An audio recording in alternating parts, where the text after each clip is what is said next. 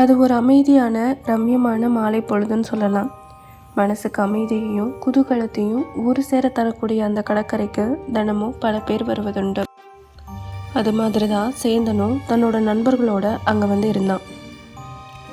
அலைகள் தொடங்குற இடத்துல போய் அலையோட அலையா துள்ளி குதிச்சு பசங்க எல்லாரும் விளையாடிட்டு இருக்காங்க.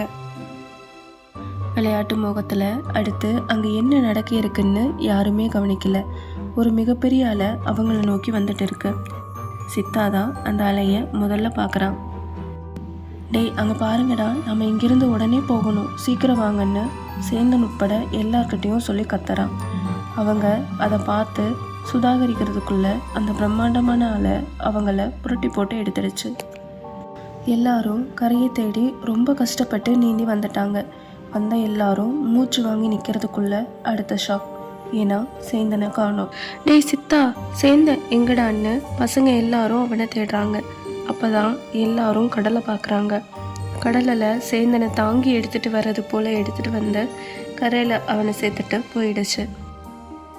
பார்க்குற எல்லாருக்கும் இது ரொம்ப ஆச்சரியமாகவும் அதிர்ச்சியமாகவும் இருக்குது.